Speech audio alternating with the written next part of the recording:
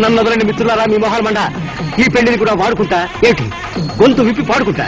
పెళ్ళోరు తెలుసుకుంటారు, ఊరుకోండి బాబు, పదండి. నన్ను వదలండి మిత్రులారా, మీ మొహాల మండ. ఈ బండినే వేదికగా వాడుకుంటా, నా గుండెతో పాడుకుంటా. చూడండి మేఘ గారు, మీ ఘన సన్మానం చేయబోతున్నాం కదా మేము. మగ సరస్వతి దేవిని సత్కరించబోతున్నారు మీ మొహాల మండ అదృష్టవంతులా. అందుకని ఆ సన్మానం అయ్యేదాకా మీరు ఇలా చిత్తకాటి కుక్కలా ఇలా అంటున్నాను ఏమనుకోవద్దు. కుక్క అంటే భైరవుడు. అలా కానీ కాళభైరవుడు ఏమిటి మహానుభావుడు మీ మొహాల మండ. మండినా సరే మీరు ఇలా ప్రతి పందిట్లోకి ప్రతి పెళ్లిలోకి వచ్చి అలర్ట్ చేయకూడదు, అవి శుభకార్యాలు కదా పాపం. మీ మొహాల మండ, ఇంతవరకు నేను తెలుగులో అద్భుతమైన రచనలు చేశానా? ఇక ఇప్పుడు కాళిదాసును దెబ్బ కొట్టేలా ఏంటి, ఈ పెళ్లి కోసం సంస్కృతంలో ఒక ప్రత్యేక రచన చేశా మీ మొహాల మండ. తెలుగు ఏంటనే ఎక్కిళ్ళు వస్తాయి, ఇంక ఈ భాష అంటే ఏడిపోతుందేమో. అలా కానీ మలయ మార్తలాగం ఆచారం 2:30. దురదం గోకడం చైవ ఏంటి, దురదం గోకడం చైవ ప్రస్తుతం సుఖమే తథా తర్వాత మంట మాప్నోటి అలాగే ఇచ్చేవ దురద లక్షణం. ఊరుకోండి, శుభాన్ని పెళ్లి జరుగుతా ఉంటే దురద గజ్జి తామరా మీద పాటలేటండి. ఎంత అవివేకివురాని మొహమంట. ఇక్కడ కవి హృదయం పట్టుకోలేకపోయావు. దురద పుడితే గోకినప్పుడుండే తాత్కాలికమైన హాయిని ఏమిటి ఈ దంపతులు జీవితాంతం అనుభవించాలని నా కోరిక మీ మొహాల మండ. ఆహా, ఇంతటి నికృష్టపు దరిద్ర పోలిక ప్రపంచంలో ఏ కవికి సాధ్యపడదు మహానుభావ. మావిడేమో శుభానే అలకాలి మీ మొహమండ. చూతపత్రం శుభకరం శబాష్. ఏంటి శాస్త్రి గారు రండి. తమ పేరు? మేక. మేకానామధీరస్య యజమానస్య పితృపితామహ ప్రపితామహానాం అక్షయతృత్యర్థం హిరణ్యగాజో వాసో తాంబూలం తుభ్యమహం సంప్రతతే నమః. ఇవేమో తద్దిన మంత్రాలా వినిపిస్తున్నాయి మీ మొహమండ. తద్దిన పెట్టినట్టే తమ సన్మాన దినం ఏడాదికోసారి మేము కూడా ఎట్టుకోవాలి. అలాగని పితృదేవత ప్రార్థన శుభ సూచిక మీ మొహమండ. కానివ్వండి, నమస్కారం చేసుకోండి. ఆ తోపుడేండి మొహమండ. మామూలుగా తీసుకెళ్తారు, తోసుకెళ్తే పెసలుగా ఉంటుందని. మీ ఉత్సాహాన్ని మీ మొహమండ నేనెందుకు కదలాలి, పదండి.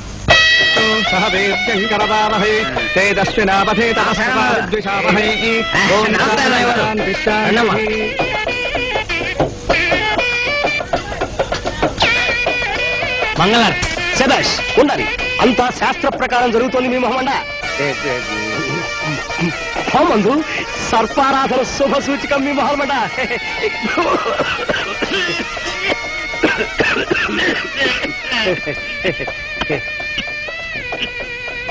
ఆపండి ఆపండి. సోదరీమణులారా, నేను గోదావరి అవతల కట్టువాడిని మీకు తెలుసు. నేను ఈ ఊరి వ్యాపారస్తులకు సరసమైన వడ్డీకి అప్పులిస్తుంటాను. సాధారణంగా అప్పిచ్చిన వాడిని చూసి జనం భయపడతారు. కానీ ఈ ఊళ్ళో నా శక్తి కంటే ఓ వ్యక్తి యొక్క విద్య జనాన్ని భయపెడుతోందని తెలుసుకున్నాను. ఆ వ్యక్తి ఎవరో కాదు, మహానుభావుడు శ్రీ మేకగారు. శభాష్. శ్రీ మేకగారు మన ఊళ్ళో పుట్టడం మన దౌర్భాగ్యం, మన కర్మ. ఇదే ఈయన ఏ అమెరికాలోనూ పుట్టి ఉంటే అక్కడి జనం వీరిని ఈ పాటికి ఉరి తీసి తమ భక్తి ప్రపత్తులను తెలుపుకుని ఉండేవారు. శభాష్. ఇప్పుడు దృశ్యాలువా కప్పుట.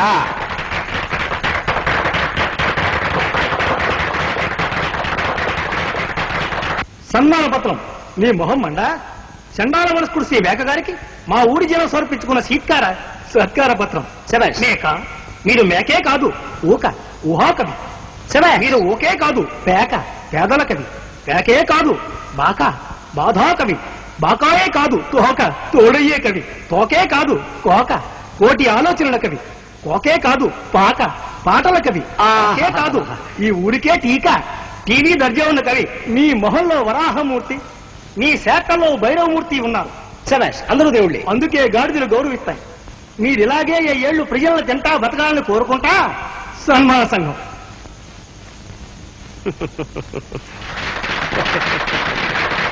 ఇప్పుడు కిరీటం పెట్టే కార్యక్రమం తీసుకురామా. తెత్తనారా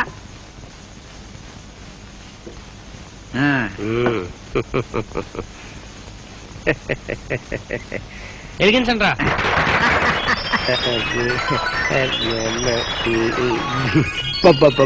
బాగుందా మీ మామన్న? సాగట్ట కొట్టదుగా ఏమిటి? ఈ ఊళ్ళోని ఆవులు, గేదెలు, గాడిదలు, కుక్కలు ఇత్యాది సమస్త ప్రాణులు ఆయన వల్ల బాధింపబడ్డవి. అంచేత ఇంకా ఆయన దృష్టిలో పడిన ఓ ఏనుగుని ఆయనకు బహుకరిస్తున్నాం. ఏనుగడ్డ వినాయకుడు, శభాష్, విఘ్నేశ్వరుడు, మహానుభావుడు.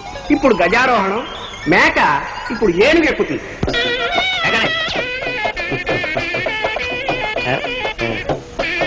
గట్టిగా పట్టుకోండి బాబు. జాగ్రత్త బాబు, జాగ్రత్త. ఏం పర్లేదు, పడకండి బాబు.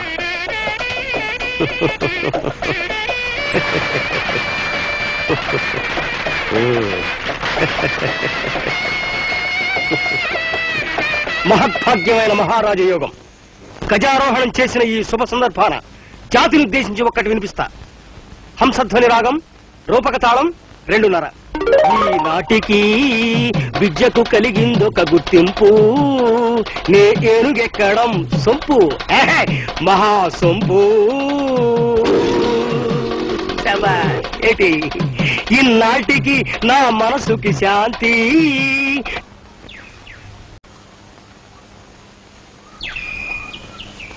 ఈడెవడు చాలా విచిత్రంగా ఉన్నాడా? అమ్మయ్యా.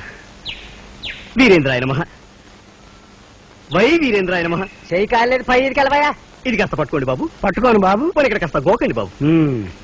క్షమించాలి, మీరు నన్ను అపార్థం చేసుకున్నట్టున్నారు. నేను అడుక్కునేవాడిని కాను. ఓ కవిని, సుకవిని. బాబు ఇంకో కవి పదండ్రా, పారిపోదాం. బాబు తమది కాకినాడా? చిత్తం. ఊళ్ళనేమిటి బాబు, తమకేమైంది? క్షమించాలి, ఇలా సౌండ్లు గట్రా చేస్తున్నా నాకు అలవాటు. ఎంతవరకు చెప్పాను?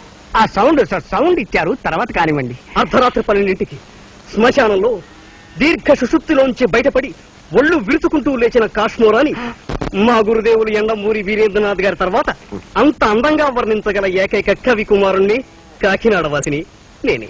తమ పేరు? క్షుర. క్షురా? ఎస్, క్షుర. అడిగింది తమ పేరు, తమరు చేసే వృత్తి కాదు బాబు. చిత్తం, నా పేరే క్షుర. క్షుద్ర రచయిత, క్షుర అన్నమాట. అంచేత అందరూ ముద్దుగా నన్ను క్షురా క్షురా అని పిలుస్తూ ఉంటారు. ఆ పిలుపు వింటే నాకు శ్మశానం నడిబొడ్డున పెరిగిపోతున్న చితిమంటను చూసినంత ఆనందం కలుగుతుంది. చండుణ్ణి, కాలుణ్ణి, కాపాలని, రుద్రుణ్ణి కలిసినంత సంబరం కలుగుతుంది నాకు. వాళ్ళెవరు బాబు, మీ తోటి రచయితలా? చిత్తం కాదు.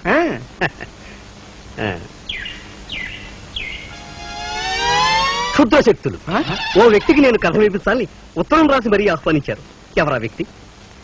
తమరేనా? కాదు బాబు, నేను ఈయన అరాయించుకోలేను. మా ఊరు మొదలట్ట ఉన్నాడు, ఆడికి వినిపించాలా? అతను మీ ఊరి ముదరష్టమా? నేను ఆంధ్రదేశపు అదృష్టాన్ని. ఎవరా వ్యక్తి? మీరుటో మీ మొహాలమండ.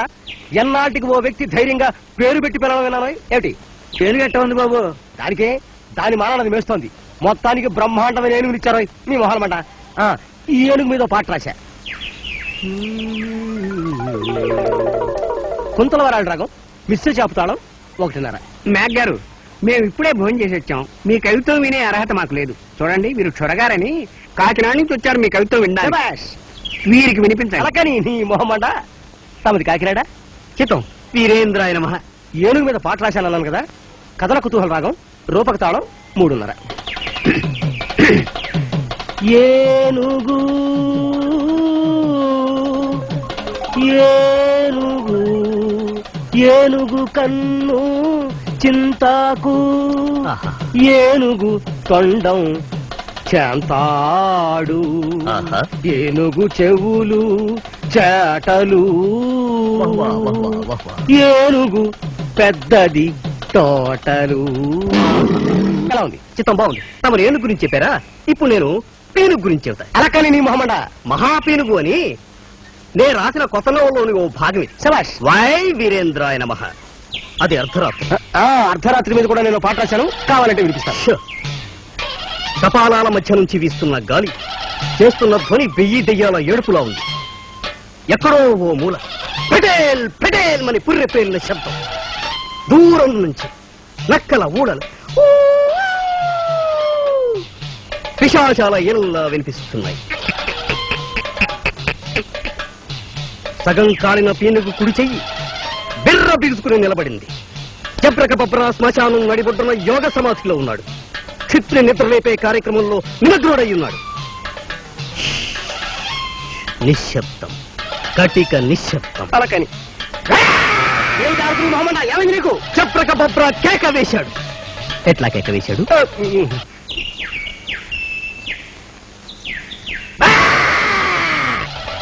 ఆ అరుపు శ్మశానంలో మారుమోగింది. ఆ అరుపుకి పాతాళంలో పాతి పెట్టబడ్డ అస్థిపంజరాలు కదిలే సగం కాలిన శవాలు లేచి కూర్చున్నాయి. ఆ శబ్ద తరంగాల తాకిడిని తట్టుకోలేక ఒంటరి నక్క పారిపోయింది. ఓర్ని మహమండ, ఒక్క నిమిషం.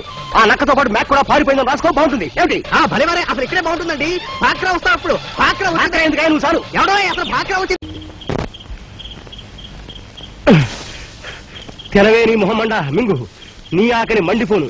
ఏదును తిన్నా పరగడుపే, పందును తిన్నా దిగదుడిపే. కాస్త ఆదమరిచుంటే నన్ను కూడా నవ్వి మింగేసేలా ఉన్నావే నువ్వు. అలా బేరుబాడితో వీధిలో నిలబడి ఓ మేసేయడానికి సిగ్గులేదే నీకు? నీకు తిండి పెట్టడానికే చస్తున్నాను. ఇంకా నీకు లాగు చొక్క కూడా కుట్టించాల్సి వచ్చుంటే మాడి మసైపోయిండేవాడిని. తినవే, తిను, మింగు, మింగి చావు. మింగు మింగు. నువ్వు వచ్చావో బాబు, దీంతోనే వేగలేక చస్తున్నాను. ఒక్క పాట రాసుకోవడానికి కూడా మెదడు పనిచేసి చావడం లేదు. కన్యాసి రాగంలో మొదలెడితే శుద్ధ సావేళ్ళకి దిగుతోంది. ఈ అమ్మ కడుపు కాల తింటాడు. దిక్కుమాల సరస నువ్వును ఏమి గడ్డి కింద కప్పెట్టి నన్ను కూడా మింగేలా చూస్తున్నావా? నీ మొహమంట తింటావు. నువ్వేమిటయ్యా ఇప్పుడు తగలడ్డావు? చిత్తం తమరు మేడ వదిలి డాబాలో చేరేనే. మేడని ఏనుగు మింగేసింది నాయన. అది అమ్మి దీనికి నైవేద్యం పెట్టాను. నైవేద్యం మా బాగా గుర్తు చేసేది. నాకు పొరపాటు అయిపోయింది. మహాపేరు నవల్లో నువ్వు మరో ఘట్టం వినిపించుకుంటాను తప్ప. ఎన్ని ఘట్టాలున్నాయి ఇందులో? 16. ఇవాళే ఒకటి రాశా. అసలు నేను కాగితం మీద కలం పెట్టేనంటే చాలు, వెన్నపూసలో వేలు పెట్టినట్టే జర జర జర వెళ్ళిపోతుంది. వెన్నపూసలో వేలు పెట్టినట్టు కాదు నీ మొహమండ, నా వెన్నుపూస మీద కాలు పెట్టి తొక్కినట్టుంటుంది నాకు నీ దర్శనం కాగానే. ఏంటి నీ అరుపు వినా ఏనుగు జడుచుకుని దానికి జబ్బు చేస్తే దాని వైద్యానికి ఈ డాబా కూడా అమ్మే నీ మొహమండ అని అరుస్తూ జబ్రగబబ్ర కంకాళ దేవతను ఆహ్వానిస్తున్నాడు. క్షుద్ర దేవతల కోసం మేక మెడ విరిచి తీసిన వేడి నెత్తురు ఉన్న చిప్ప పక్కనే ఉంది. దూరంగా శ్మశానంలో వేప చెట్టు విరిగి పడింది. జబ్రకబబ్ర ఆవాహనకి అష్టదిక్పాలకులు గదగదలాడిపోతున్నారు. ఆ చిప్ప అందుకున్నాడు జబ్రకబబ్ర. కళ్ళు మూసుకున్నాడు. తుంకహా తుంకహా అనే బీజాక్షరాలు వల్లిస్తూ నైవేద్యం పెట్టడం మొదలు పెట్టాడు. నగరు నగరు నగరు తుంకహా తుంకహా తుంకహా